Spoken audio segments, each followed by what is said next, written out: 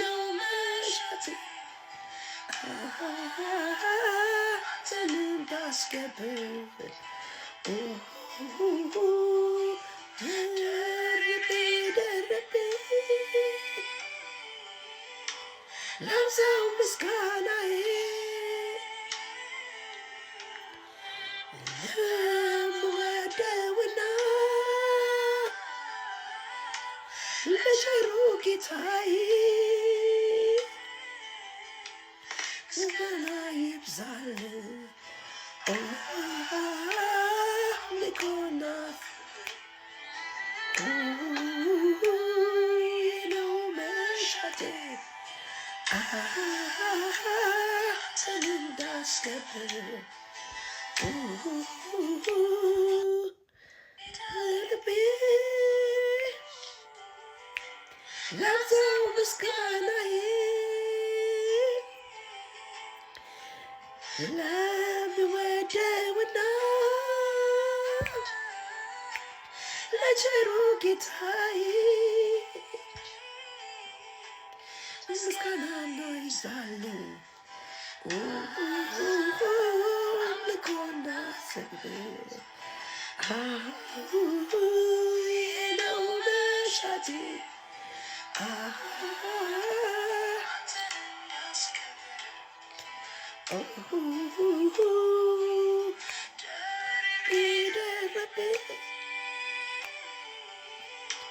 ላብዛው ምስጋናዬ ለምወደውና ለቸሩ ጌታዬ ምስጋና ይብዛል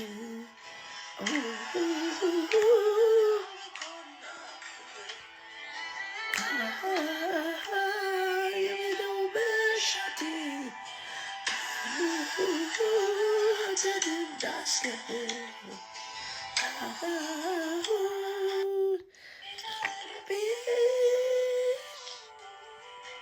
ላብዛው ምስጋናዬ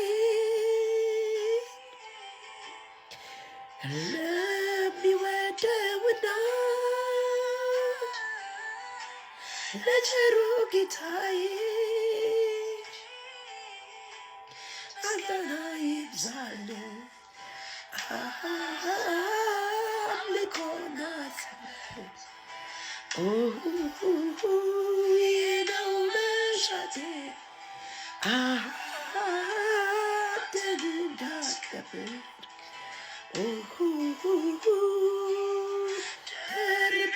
ደርቤ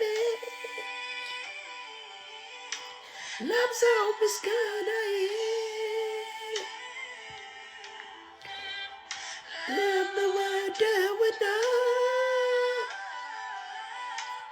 ለቸሩ ጌታዬ ምስጋና ይብዛል አምልኮና ክብር ነው መሻቴ አንተን እንዳስከብር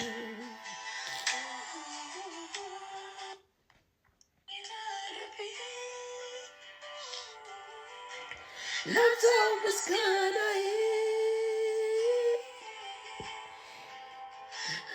ለምወደውና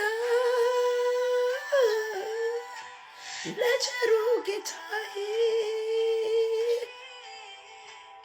ምስጋና ይብዛል አምልኮና ክብር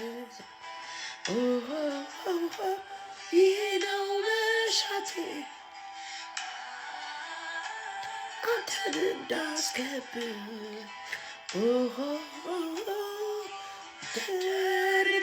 ደርቤ ላብዛው ምስጋናዬ ለምወደውና ለቸሩ ጌታዬ ምስጋና ይብዛል ክብር ይሄ ነው መሻቴ አንተን እንዳስከብር። ሃሌሉያ ስሙ ይባረክ። ኢየሱስ ጌታ ነው። ሃሌሉያ እንደ እግዚአብሔር ያለ ማንም የለም። በመከራ ቀን የሚሸሸግ ሃሌሉያ። እንባዬ ቢፈስ የሆነልኝን የተደረገልኝን አስታውሼ ነው። ከሞት ወደ ሕይወት መትረፌ ትዝ ሲለኝ ነው። እኔ ከዚህ በፊት በቃ የለሁም የነበርኩኝ ያለው የመሰለኝ፣ ግን በምድር ላይ ስኖር የመኖር ሚስጥሩ ጠፍቶብኝ በእውነት ነው የምነግራችሁና ኢየሱስ ክርስቶስን እንደ ግል አዳኝ አድርጌ ከተቀበልኩ በኋላ ግን በሕይወቴ የሆነው ለውጥ እራሱ ለመኖር ጉጉት። ለካ ስንኖር ነው ለመኖር ጉጉት የሚገባብን እና ለመኖር ደግሞ የምንጓጓው ምድር ላይ ለመኖር ወይንም ደግሞ እንደ ማንኛውም ሰው ለመኖር ሳይሆን እግዚአብሔርን ክብር ለማየት የእግዚአብሔርን ክብር ያየነውን ክብር ደግሞ ለሌሎች ሰዎች ለማሳየት እግዚአብሔር ከምን እንደታደገን ከምን ውስጥ እንዳወጣን ለማሳየት ሰዎች እንዲያውቁት አሳይተን ደግሞ የሕይወታችን ሚስጥሩ ገብቶን እንዴት ለምን እንደምንኖር ስንኖርባት ደግሞ ምድር ላይ በቃ እቺ ምድር ኮንትራት እንደሆነች ለጊዜው እንደምንኖርባት በቃ ለጊዜው ተከራይተን እንደምንኖርበት ቤት እያሰብን እንድንኖር የሚያደርገን ይሄ እግዚአብሔርን የማወቅ ሚስጥር ነው። እግዚአብሔርን የማወቅ ሚስጥር ሰዎች ሲገባቸው ለምን እንደሚኖሩና በሚኖሩበት እግረ መንገዳቸው ደግሞ ምን ማድረግ እንዳለባቸው የሚገባቸው ነው ማለት ነው። እሱን ለማለት ነው። ስለዚህ ደርበን ደራርበን ምስጋና ለእግዚአብሔር ማብዛት ይሆንልናል። ምንም አይነት ነገር ውስጥ ብናልፍም ቢያስጨንቀንም አስጨናቂው ነገር ግን ለበጎ እንደሚሆን ይገባናል። ችግሩ እያለ እናመሰግናለን። መከራው እያለ እናመሰግናለን። ያልተሳካ ነገር እያለ እናመሰግናለን። ነገሩ እኮ እንደዛው ቁጭ ብሎ እያለ እኛ ግን በምስጋና እንሞላለን። ለምን? የእግዚአብሔር ልጅ ኢየሱስን በማመን የሚገኘውን ደስታ፣ ሐሴት ተቀብለናል። መንፈስ ቅዱስ በውስጣችን አለ። መንፈስ ቅዱስ ይመሰክርልናል ብቻችንን እንዳልሆንን። እግዚአብሔር በዚህ ምድር ላይ ሲፈጥረን ዝም ብሎ ፈጥሮ እንዳልተወን የራሱ የሆነውን ቅዱሱን መንፈስ በሰው ልጆች ላይ እንዳፈሰሰ ያንን የምናውቅበት ሚስጥር ደግሞ አንድ ልጁን ኢየሱስ ክርስቶስን በማወቅ የሚገኘውን የእግዚአብሔርን ልጅነት በማጣጣም እሱን ደግሞ የምናውቀው መጽሐፍ ቅዱስ ላይ የተጻፈውን በማወቅ እና እግዚአብሔር አንድ ጊዜ ተናገረ፣ እሱም በልጁ ይለናል። ዮሐንስ 1 ላይ ቃል ከእግዚአብሔር ጋር ነበር፣ እሱም በእግዚአብሔር ዘንድ ነበረ፣ ቃልም ራሱ ሥጋ ለበሰ ይለናል። ስለዚህ ራሱ እግዚአብሔር ነው ወደ ምድር የመጣው የሰው ልጆችን ለማዳን ማለት ነው። ይህንን በማወቅ የሚገኘውን የእግዚአብሔርን ልጅነት ያገኘ ሰው በሰላም በእረፍት ይኖራል።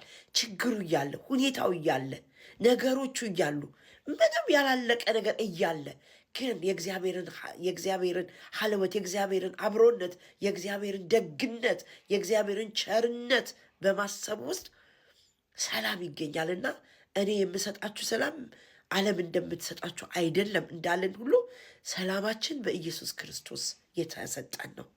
እወዳችኋለሁ። ስለምታዩን ስለምትሰሙኝ አመሰግናችኋለሁ።